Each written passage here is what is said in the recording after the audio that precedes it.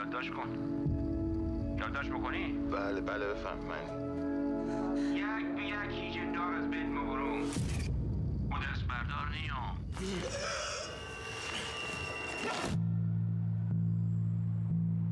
در همین حال عنکبوت قاتل بر مشهد سایه گسترده است.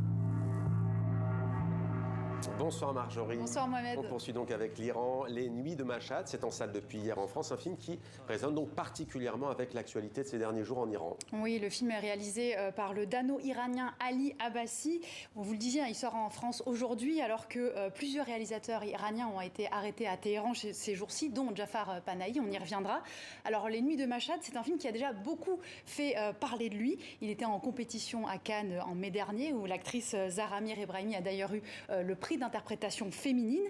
Alors dans le film, elle incarne une journaliste qui en fait va enquêter sur un tueur en série qui lui s'attaque à des prostituées. Alors c'est un film qui est très violent, très cru, qui raconte l'Iran d'aujourd'hui pour le réalisateur Ali Abbasi. Il était à Cannes où il était assermenté en mai dernier, écoutez-le.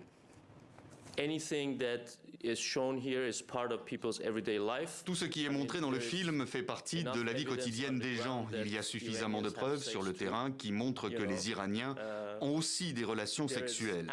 Il y a de nombreuses preuves qu'il y a de la prostitution dans les rues de chaque putain de ville en Iran, comme dans le monde entier. Je pense que ce film raconte bien plus que l'histoire d'un type tordu qui tue des femmes. Il raconte l'histoire de cette société iranienne de tueurs en série dont nous parlons. Voilà, le réalisateur exilé au Danemark ne marche pas ses mots, mais surtout ne lui dites jamais qu'il fait du cinéma iranien. Cinématographiquement parlant, je ne me reconnais pas dans le cinéma iranien parce que tout est trop métaphorique. Il y a toujours une fleur dans le vent qui est censée être un symbole de quelque chose. Et moi, je suis trop brut de décoffrage pour ce genre de métaphore. Je pense qu'un film est une claque dans la gueule. Ce n'est pas un gentil bouquet de fleurs. Bon, ça a le mérite d'être clair, Marjorie. Exactement. Alors après, on le disait, Ali Abbasi, il vit au Danemark, donc il a une très grande liberté de ton. C'est pas le cas de Jafar Panahi, qui lui a été arrêté lundi et il vit toujours à Téhéran.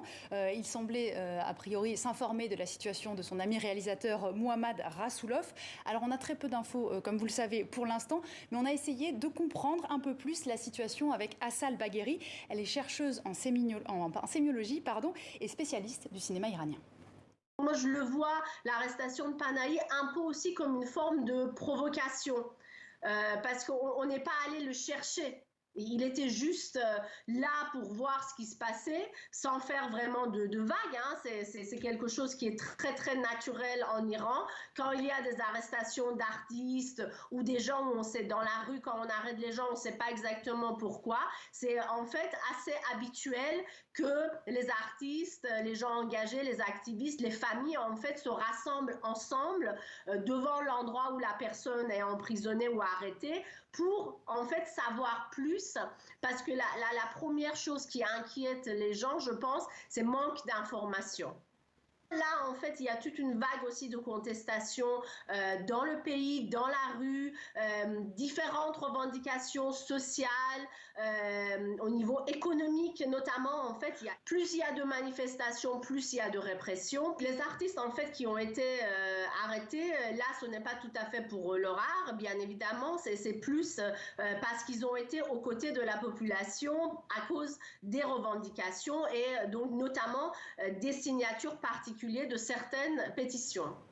Voilà donc, et l'arrestation a suscité, Marjorie, beaucoup d'émoi en Europe et notamment en France où le cinéma iranien, je mets des guillemets après avoir entendu Ali Abbasi, est très apprécié.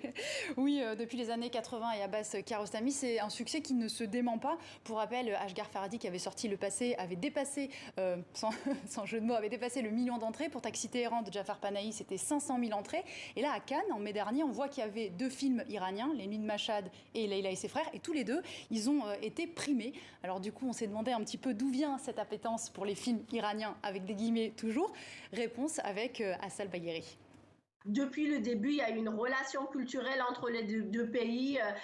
En fait, l'Iran a eu le cinéma au même moment à peu près que la France, etc.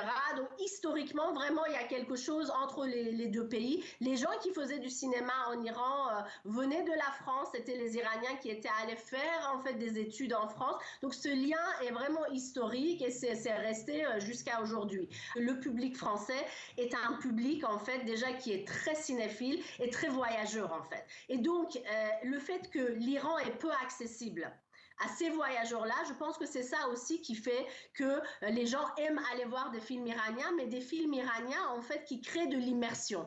Donc, c'est pour ça que là, par exemple, aujourd'hui, on voit beaucoup de films sociaux, et même si on a des films de genre, il faudrait que ça soit des films de genre qui nous font, en fait, une forme d'immersion pour qu'on ait l'impression d'être dans le pays, de voir, en fait, des gens et leurs problèmes, d'être avec eux, etc. Donc, c'est pour ça que, par exemple, en fait, certaines comédies, en fait, jamais les comédies iraniennes ne marchent en France parce que ça donne pas ce côté immersif, parce que c'est trop loufoque, parce que ça fait comme si c'est plus loin de la réalité. Voilà, et puis on a appris hier le décès de la comédienne Charlotte Valandré. Le public l'avait découverte dans le film Rouge Baiser alors qu'elle était adolescente, puis adulte dans Cordier jugé flic. Elle était âgée de 53 ans et son décès est dû à une greffe de cœur qui n'a pas fonctionné.